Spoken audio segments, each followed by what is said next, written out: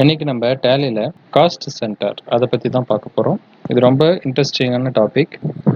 இது எந்த இடத்துல யூஸ் பண்ணுவாங்க அப்படின்னா, ஃபேக்ட்ரி ஓரியன்டில் அக்கௌண்ட்ஸ் என்ட்ரி பண்ணும்பொழுது இந்த காஸ்ட் சென்டர் அப்படின்ற டாபிக் வந்து நம்மளுக்கு யூஸ் ஆகும். இப்போ பேசிக்காக ஃபேக்ட்ரி இல்லாமல் ஜஸ்ட் ஒரு சூப்பர் மார்க்கெட்டாக இருக்கலாம், இல்லைன்னா வேறு ஏதாவது ஜுவல்லரி ஷாப், டெக்ஸ்டைல் ஷாப், அந்த மாதிரி இருக்கிற இடத்துல வந்து காஸ்ட் சென்டர் அப்படின்றத யூஸ் பண்ண மாட்டாங்க. காஸ்ட் சென்டர் அப்படின்றது ஃபேக்ட்ரி ஓரியன்டாக நம்ம ஏதாவது மேனுஃபேக்சரிங் பண்ணுறதுக்காக, இப்போ ஒரு சில ப்ராடக்ட் எல்லாம் வந்து ஆட் பண்ணி அதை வச்சு இன்னொரு ப்ராடக்ட்டை வந்து மேனுஃபேக்சர் பண்ணுவாங்க. அந்த மாதிரி இடத்துல தான் நம்ம காஸ்ட் சென்டரை அப்ளை பண்ணுவோம். இப்போ எக்ஸாம்பிள், இப்போ ஒரு சேர் செய்கிறாங்கன்னு வச்சுக்கலாம். இப்போ சேர் செய்ய போகிறாங்க, அந்த ஃபேக்ட்ரியில் வந்து சேர் செய்கிறாங்க அப்படின்னா அதுக்கு மெயின் மெட்டீரியல் என்ன அப்படின்னு பார்த்தீங்கன்னா பிளாஸ்டிக். இப்போ அந்த ஃபேக்ட்ரிக்கு சேர் செய்யறதுக்கு தேவையான மெட்டீரியல்ஸை வேற ஒரு இடத்துல இருந்து பர்ச்சேஸ் பண்ணிட்டு வருவாங்க. எடுத்துட்டு வர டிராவலிங் எக்ஸ்பென்சஸையும் அதில் ஆட் பண்ணுவாங்க. அதுக்கப்புறமா அதை ப்ராசஸ் பண்ணுறாங்களா, மேனுஃபேக்சர் பண்ணுறதுக்கான ப்ராசஸ், அதை பண்ணுறதுக்கும் வந்து ஒரு சில சர்வீஸ் சார்ஜை வந்து என்ன பண்ணுவாங்க, ஆட் பண்ணுவாங்க. இதெல்லாம் ஆட் பண்ணி அதுக்கப்புறமா சேரா மேனுஃபேக்சர் பண்ணி எடுத்து வைக்கிறாங்க. அப்போ அந்த ரேட்டை எப்படி டிசைட் பண்ணுறாங்க? பிளாஸ்டிக்காக வாங்கும்போது ஒரு ரேட், அது எடுத்துகிட்டு வர்றதுக்கான ஒரு rate, service charge, travelling expenses, இது எல்லாத்தையும் சேர்த்து ஒரு சேரோட ரேட் என்ன அப்படின்றத நம்ம மென்ஷன் பண்ணணும். இது எக்ஸாம்பிள் சேர் வச்சு சொன்னேன். இது போல் நிறைய இருக்குது. இப்போ கம்ப்யூட்டர் அப்படின்னு எடுத்துக்கிட்டோம் அப்படின்னா, கம்ப்யூட்டருக்கு தேவையான பார்ட்ஸ் எல்லாம் என்ன பண்ணுவாங்க, தனியாக வேறு வேறு கம்பெனிக்கிட்ட இருந்து பர்ச்சேஸ் பண்ணிட்டு வருவாங்க. இப்போ இது எல்லாம் தனித்தனியாக வாங்கும்போது ஒரு ரேட் இருக்கும். எல்லாத்தையும் ஒன்றா வச்சு அசம்பிள் பண்ணுறாங்க. அசம்பிள் பண்ணி ஒரு கம்ப்யூட்டராக ரெடி பண்ணி வைக்கிறாங்க அப்படின்போது அதுக்கு தனி ஒரு ரேட்டு. ஏன்னா அதில் வந்து சர்வீஸ் சார்ஜும் வந்து இன்க்ளூட் ஆகும். இந்த மாதிரி தான் வந்து ஒவ்வொரு பொருளை மேனுஃபேக்சர் பண்ணும்போதும் அதோட ரேட்டை வந்து டிசைட் பண்ணுவாங்க. என்னென்ன பொருள் அதில் வந்து ஆட் பண்ணுறோம் அப்படின்றத மென்ஷன் பண்ணி ஆகணும்.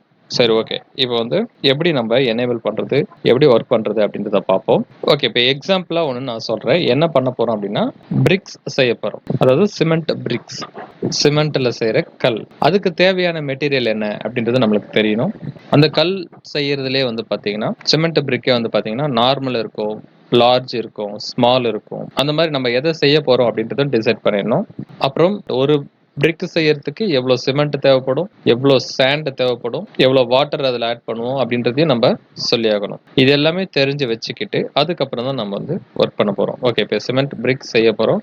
இப்போ அதுக்கு வந்து தேவையான பொருள்லாம் என்னென்ன அப்படின்றத நான் உங்களுக்கு காமிக்கிறேன். இதை வச்சு தான் நம்ம என்ன பண்ண போகிறோம் அப்படின்னா, சிமெண்ட் பிரிக் செய்ய போகிறோம். ஸ்டெப் பை ஸ்டெப்பாக நல்லா ஃபாலோ பண்ணிங்க. இது ஃபர்ஸ்ட் ஆப்ஷன். என்ன பண்ண போகிறோம் அப்படின்னு பார்த்தீங்கன்னா, காஸ்ட் சென்டரை எனேபிள் பண்ண போகிறோம். எனேபிள் பண்ணுறதுக்கு ஃபீச்சர்ஸ் F11 ப்ரெஸ் பண்ணிட்டீங்கன்னா ஃபீச்சர்ஸ் ஓப்பன் ஆகும். ஃபீச்சர்ஸ் ஓப்பன் ஆயிடுச்சு.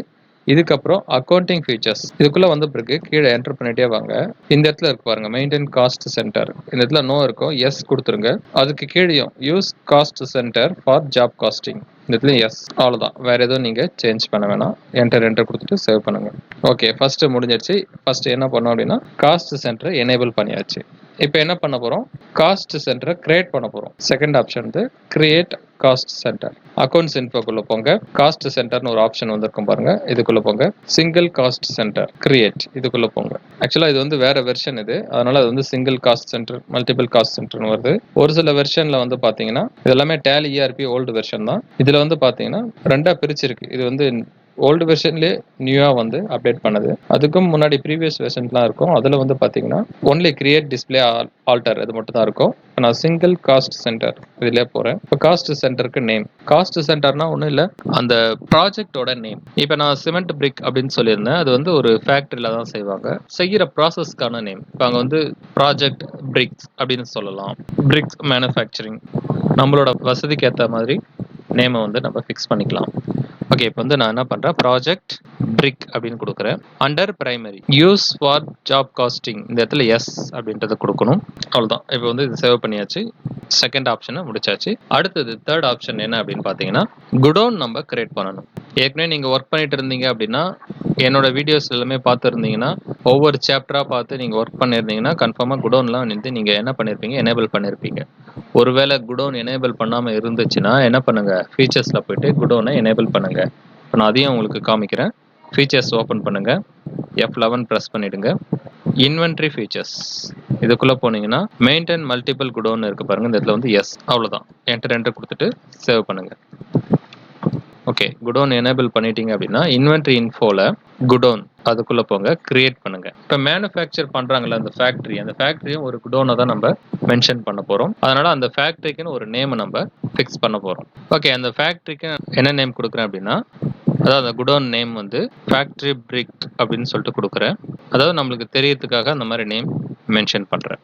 அண்டர் பிரைமரி ஆல்ரெடி அங்கே மெயின் லொகேஷன் இருக்கும், அது செலக்ட் பண்ண வேணாம், அண்டர் பிரைமரியே கொடுத்துருங்க. Allow storage of materials, yes. அங்கே வந்து மெட்டீரியல்ஸ் வந்து ஸ்டோர் பண்ணி வைக்கிறதுக்கான இடம் இருக்கா அப்படின்ற மாதிரி தான் ஆப்ஷன் இது. எஸ் கொடுத்துட்டுனா அங்கே ஸ்டோர் பண்ணி வைக்க முடியும் அப்படின்னு அர்த்தம். Set job or project for job costing. இந்த ஃபேக்ட்ரியில் என்ன மாதிரியான ப்ராஜெக்ட் நடக்க போகுது அப்படின்றத நம்ம மென்ஷன் பண்ண போகிறோம். அந்த ஃபேக்ட்ரியில் வந்து பிரிக்ஸ் ப்ராஜெக்ட், அதாவது பிரிக்ஸை மேனுஃபேக்சர் பண்ணுற ப்ராசஸ் நடக்க போகுது. அதனால ப்ராஜெக்ட் பிரிக் அப்படின்ற நான் ஆல்ரெடி காஸ்ட் சென்டரில் கிரியேட் பண்ணி வச்சிருப்பேன். அதை வந்து நான் இந்த இடத்துல மென்ஷன் பண்ணுறேன். கொடுத்துட்டு என்டர் கொடுத்துட்டு சேவ் பண்ணுங்க. ஓகே, இப்போ 3வது ஆப்ஷனும் நம்ம முடிச்சிட்டோம். இப்போ அடுத்தது என்ன பண்ண போகிறோம் அப்படின்னா, ஸ்டாக் ஐட்டம்ஸ்லாம் நம்ம கிரியேட் பண்ண போகிறோம்.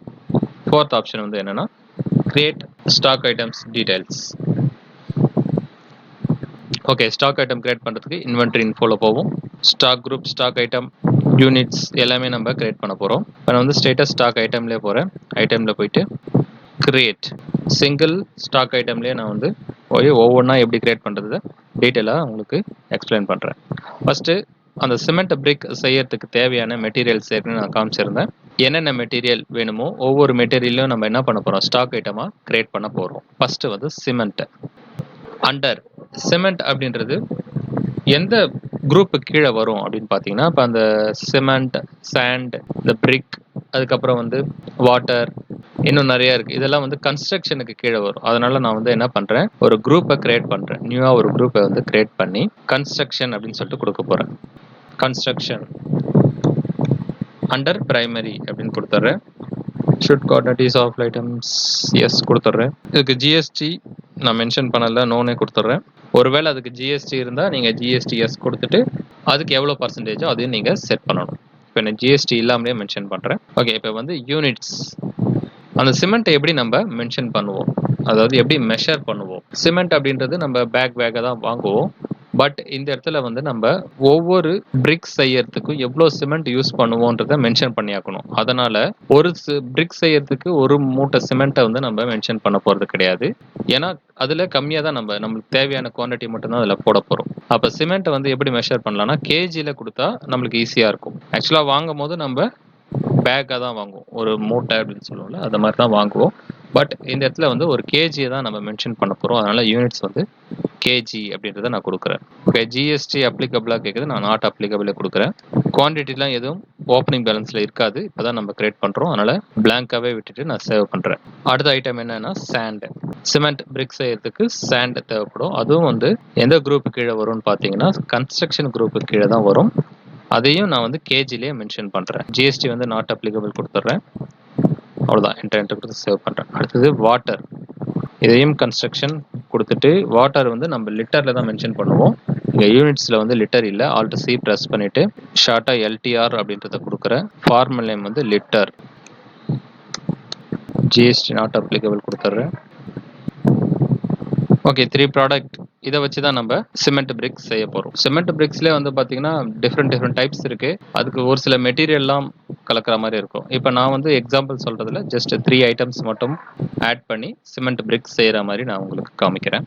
ஓகே, இப்போ இதை 3 ஐட்டமே நம்ம மிக்ஸ் பண்ணி மேனுஃபேக்சர் பண்ண பிறகு வர ப்ராடக்ட் வந்து என்ன அப்படின்னு பார்த்தீங்கன்னா பிரிக். அந்த பிரிக்கையும் நம்ம என்ன பண்ணி ஆக்கணும், ஸ்டாக் ஐட்டமாக கிரியேட் பண்ணி ஆக்கணும். இப்போ வந்து பிரிக் அப்படின்றத நான் கொடுக்குறேன். Under construction. இதை வந்து என்ஓஎஸ்ல தான் நம்ம மென்ஷன் பண்ணுவோம். அதனால என்ஓஎஸ். ஜிஎஸ்டி நாட் அப்ளிகபிளே கொடுக்குறேன். ஓகே, இப்போ நான் வந்து கிரியேட் பண்ணி முடிச்சிட்டேன். இப்போ வெளியே வரேன். இப்போ வந்து பார்த்தீங்கன்னா நம்ம பிரிக் செய்யறதுக்கு என்னென்ன தேவை அப்படின்றத மென்ஷன் பண்ணியாச்சு. அந்த பிரிக்கையும் நம்ம கிரியேட் பண்ணியாச்சு. சரி, இப்போ நம்மகிட்ட சிமெண்ட் இருக்கு, வாட்டர் இருக்கு, சாண்ட் இருக்கு. இதை வச்சு என்ன பண்ணுவோம், பிரிக்ஸ் மேனுஃபேக்சர் பண்ணுவோம். அப்போ பிரிக் அப்படின்ற ஸ்டாக் ஐட்டம் நம்ம பர்ச்சேஸ் பண்ண போகிறது கிடையாது. வேற ஒரு சில ப்ராடக்டை வச்சு பிரிக்ஸை வந்து மேனுஃபேக்சர் பண்ணுறோம். அப்போ பிரிக்ஸை மேனுஃபேக்சர் பண்ணுறோம் அப்படின்னா அப்போ அதுக்குள்ளே என்னென்ன மெட்டீரியல் இருக்குன்றதை நம்ம மென்ஷன் பண்ணியாக்கணும். நம்ம பர்ச்சேஸ் பண்ணுறதா இருந்தால் அதுக்குள்ளே என்ன இருக்குன்றது சொல்ல தேவையில்லை.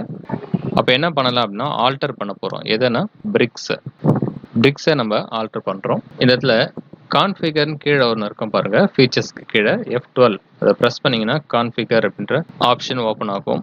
இதில் வந்து கீழே பில் ஆஃப் மெட்டீரியல்னு ஒன்று இருக்கு பாருங்க, இதை நீங்கள் எஸ் கொடுங்க. பில் ஆஃப் மெட்டீரியல் அப்படின்னா அந்த மெட்டீரியலுக்குள்ள என்னென்ன காம்போனன்ட்ஸ் இருக்குது அப்படின்றத நம்ம மென்ஷன் பண்ணுறது. இது ஒன்லி மேனுஃபேக்சர் பண்ணும்பொழுது தான் இந்த ஆப்ஷன் நம்மளுக்கு யூஸ் ஆகும். ஓகே, இது போல் கொடுத்த உடனே கீழே பாருங்க, யூனிட்ஸ்க்கு கீழே ஆல்டர் காம்போனன்ட்ஸ்னு இருக்க பாருங்க, இந்த இடத்துல வந்து எஸ் கொடுங்க. ஓகே, எஸ் கொடுத்தோடனே நம்ம ரெஃபரன்ஸ்க்காக நேம் வந்து கேட்குது. என்ன நேம் அப்படின்றத மென்ஷன் பண்ண போகிறோம். நம்ம பிரிக்குன்னே கொடுக்கலாம். ஆக்சுவலாக வந்து எதுக்காக இது அப்படின்றத சொல்கிறேன். என்னன்னு பார்த்தீங்கன்னா, இப்போ பிரிக் மேனுஃபேக்சர் பண்ணுறோம் அப்படின்னா அதிலே டிஃப்ரெண்ட் டைப்ஸில் நம்ம வந்து மேனுஃபேக்சர் பண்ணலாம். ஸ்மால் பிரிக், நார்மல் பிரிக், லார்ஜ் பிரிக், அது போல் வந்து மேனுஃபேக்சர் பண்ணலாம். அப்போ ஸ்மால் பிரிக் மேனுஃபேக்சர் பண்ணுறோன்னா அதில் எவ்வளோ சிமெண்ட் இருக்கும், எவ்வளோ சேண்ட் இருக்கும், எவ்வளோ வாட்டர் இருக்கும், அந்த குவான்டிட்டியை வந்து மென்ஷன் பண்ணுற மாதிரி இருக்கும். ஒருவேளை நார்மல் பிரிக் மேனுஃபேக்சர் பண்ணுறோம் அப்படின்னா அதில் எவ்வளோ சிமெண்ட் இருக்குது, எவ்வளோ சேண்ட் இருக்குது, எவ்வளோ வாட்டர் இருக்குன்றத மென்ஷன் பண்ணணும். அதே போல் லார்ஜ் பிரிக் அப்படின்னா அதில் என்ன எவ்வளோ குவான்டிட்டி இருக்குது அப்படின்றத நம்ம சொல்லி ஆகணும். அதுக்காக தான் அந்த மாதிரி லிஸ்ட்டு வந்து கேட்குது. நான் வந்து நார்மல் பிரிக் அப்படின்றதே கொடுக்குறேன். இப்போ நார்மல் பிரிக் தான் நம்ம செய்ய போகிறோம், அதனால் நார்மல் பிரிக் அந்த நேம். யூனிட் ஆஃப் மேனுஃபேக்சர் அப்படின்னா மோஸ்ட்லி 1 அப்படின்னு தான் கொடுப்போம். ஏன்னா ஃபர்ஸ்ட் ஒரு பிரிக் செய்யறதுக்கு எவ்வளோ காம்பனன்ட்ஸ் இருக்கும், எவ்வளோ ஐட்டம் இருக்கும் அப்படின்றத மென்ஷன் பண்ணுறதுக்காக தான் யூனிட் ஆஃப் மேனுஃபேக்சரில் 1. ஒரு நம்பர் செய்யறதுக்கு என்னென்னலாம் தேவைன்றதை நம்ம மென்ஷன் பண்ணி ஆகணும். ஃபர்ஸ்ட் வந்து சிமெண்ட் ஆட் பண்ண போகிறோம். எந்த குடோன்லேருந்து நம்ம அதை எடுக்க போகிறோம், அதாவது எங்கே மேனுஃபேக்சர் பண்ணுறோமோ அந்த இடத்துல தான் அது இருக்கணும், அந்த சிமெண்ட் எல்லாம். அதனால் மேனுஃபேக்சர் பண்ணுறது எங்கே அப்படின்னு பார்த்தீங்கன்னா ஃபேக்ட்ரி பிரீக்கில் தான் மேனுஃபேக்சர் பண்ண போகிறோம். அப்போ அந்த குடோனில் தான் சிமெண்ட்டை நம்ம எடுக்க போகிறோம். அப்போ அந்த குடோனை மென்ஷன் பண்ணுறோம். எவ்வளோ குவான்டிட்டி அப்படின்னு பார்த்தீங்கன்னா, நான் எக்ஸாம்பிள் 1 kg அப்படின்னு கொடுக்குறேன். அப்போ ஒரு பிரிக்கில் 1 kg சிமெண்ட்டை நான் வந்து ஆட் பண்ணுறேன் அப்படின்னு அர்த்தம். இது மட்டும் இல்லாமல் சாண்டையும் நான் வந்து ஆட் பண்ணுறேன். அதுவும் அந்த ஃபேக்ட்ரி பிரிக்கில் தான் எடுக்க போகிறேன். 1 kg தான் நான் வந்து கொடுக்க போகிறேன். அடுத்தது வாட்டர், இதையும் நான் ஃபேக்ட்ரி பிரிக்கில் தான் எடுக்க போகிறேன். 1 லிட்டர் ஆட் பண்ண போகிறேன். ஓகே, இது வந்து கரெக்டாக கொடுத்தாச்சு. என்னென்னா நார்மல் பிரிக் செய்யறதுக்கு 1 kg சிமெண்ட் தேவைப்படுது, அது அந்த ஃபேக்ட்ரி பிரிக்லேருந்து தான் எடுக்க போகிறேன். அதுக்கப்புறமா ஒன் சாண்டும் தேவைப்படுது, அதையும் ஃபேக்ட்ரி பிரிக்லேருந்து தான் எடுக்க போகிறேன். எவ்வளோ தேவைப்படுது பார்த்தீங்கன்னா 1 kg தேவைப்படுது. அதுக்கப்புறமா வாட்டர் தேவைப்படுது, அதுவும் ஃபேக்ட்ரி பிரிக்லேருந்து தான் எடுக்க போகிறோம். 1 லிட்டர் தேவைப்படுது. நார்மல் பிரிக் மேனுஃபேக்சர் பண்ண இந்த 3 ஐட்டமும் தேவைப்படுது. எவ்வளோ குவான்டிட்டின்றதையும் நான் மென்ஷன் பண்ணியாச்சு. Okay, enter. இப்போ ஒருவேளை லார்ஜ் பிரிக் செய்ய போகிறோம் அப்படின்னா இங்கே லார்ஜ் பிரிக் அப்படின்னு கொடுத்துட்டு அதுக்கு எவ்வளோ தேவைப்படுது, சிமெண்ட் வந்து 2 kg தேவைப்படலாம், சாண்ட் வந்து 2 kg தேவைப்படலாம், அதுக்கப்புறமா வாட்டர் வந்து 2 லிட்டர் தேவைப்படலாம். அந்த மாதிரியும் நம்ம மென்ஷன் பண்ணலாம். ஓகே, நான் இப்போதைக்கு நார்மல் பிரிக் மட்டும் செய்யறது எப்படின்னு சொல்கிறேன். என்டர். ஜிஎஸ்டி நாட் அப்ளிகபிள் கொடுத்துட்றேன். அப்படியே என்டர் கொடுத்துட்டு சேவ் பண்ணிடுறேன். இந்த வீடியோ பிடிச்சிருந்தா லைக் பண்ணுங்க, ஷேர் பண்ணுங்க, கமெண்ட் பண்ணுங்க. மறக்காம என்னோட சேனலை சப்ஸ்கிரைப் பண்ணுங்க. நோட்டிஃபிகேஷன் ஐக்கானையும் கிளிக் பண்ணுங்க.